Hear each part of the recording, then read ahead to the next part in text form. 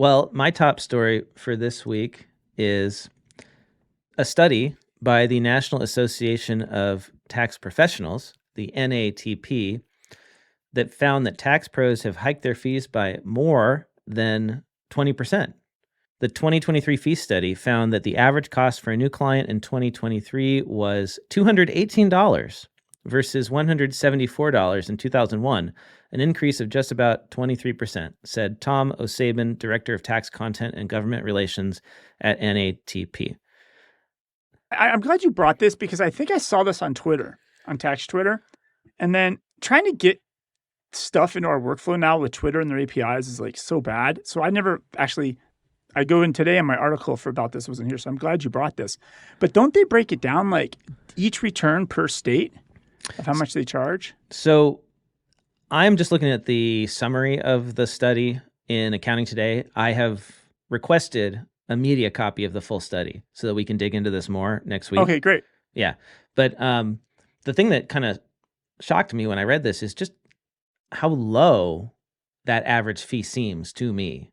$218 for a tax return. Now, I'm assuming this is an average of all tax returns. So there's a huge weighting towards individuals.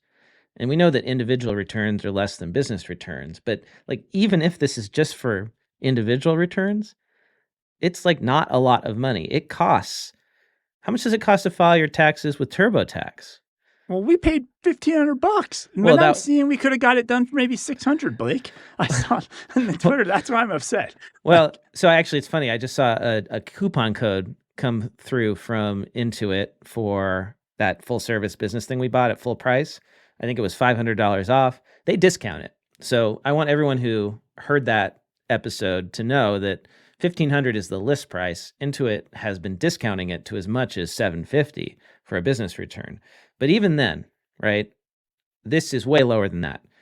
Yeah. And I know that there's a chronic problem in our profession of tax professionals undercharging for their work. And I'm just curious, like on the individual side, are we undercharging? I mean, it seems like it's very low, and we could be doing a lot better. So anyway, I want to dig into this. Right. Obviously depends on where you are, what kind of clientele you serve. If you're in a small town and you're serving, middle class, Main Street average Americans, you're not going to be able to charge a lot of money for returns, right? The people who are making, under six figures, right? It's just not possible. And I would love to see a breakdown. So I've asked to see that report. There are some other insights from the overview that I wanted to share. Unbilling, or never getting paid for your work. 6% of work goes unbilled. So usually it's tax strategies and IRS/state correspondence.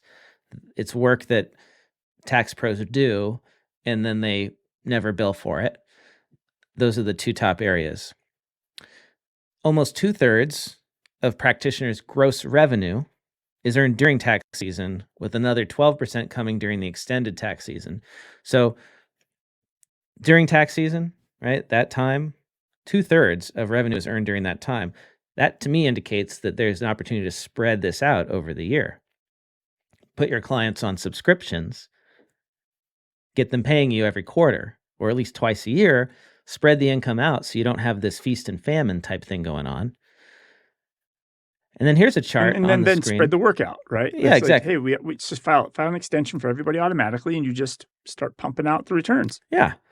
And then, I know clients push back on that. They want to get their return done. But I've also heard from tax pros who successfully have made this the default in their firm, where you want to work with me, I'm going to extend everyone, and then we're going to get you done before the extended deadline. Here's a chart on the screen. The headline is Before, During, or After, When Clients Pay to Have Their Taxes Prepared. When do clients pay? In an ideal world, every client should pay before you file the return, but that does not happen. Only 4% of clients paid beforehand or on retainer, just 4%. 59%, so more than half, paid on completion, but before filing. Okay, that's second best, right? You finish the return, but before you file, that client has got to pay. And that's how TurboTax does it. they will not file your return until you pay. And we Yeah. got that message from our preparer, right? Now, 37% of clients are still paying after the filing's done. So that means the tax pro is filing the return and sending a bill to the client and hoping that they pay. That makes no sense to me from a business perspective. Why would anyone run a business that way? Do you as a tax pro do that with everything that you buy? If you place an order for furniture, you're at least putting down a substantial deposit before it gets delivered. You're not paying At the after end of the they've day, delivered. somebody could still come and take the furniture or repo the car, but like once the return's filed, like you have no recourse over that other than not taking them as a client. Yeah. So I thought those were good insights. So basically, going back to the coupon you got. Yeah. So you said Intuit sent a $500 coupon. Yeah. Is that a coupon like, hey, if we pay for next year, we get $500 off if we book now? Is that one of those type of coupons? It was if we filed by the end of the month. So folks who are maybe waiting for that October deadline, right? It's incentivizing people to get the work in. Get it done now. And get it done now so that it's not all compressed for the TurboTax people in September, in October.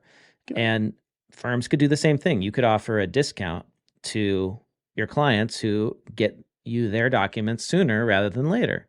So if you're really speedy, get me your documents in January, get me everything you need. You get a significant discount. And I think discounts work really well as opposed to penalties, but I've seen both being used. But incentivize people to save money. Otherwise, what incentive do they have really to get the documents to you? And that's the problem that everyone complains about. My clients don't get me the documents in time. That's why I have this workload compression. I mean, there's things we could be doing to incentivize them. Huh. If you ask me. ChatGPT is going to solve that problem, getting the documents. It can go bug them for us, right? That's the dream.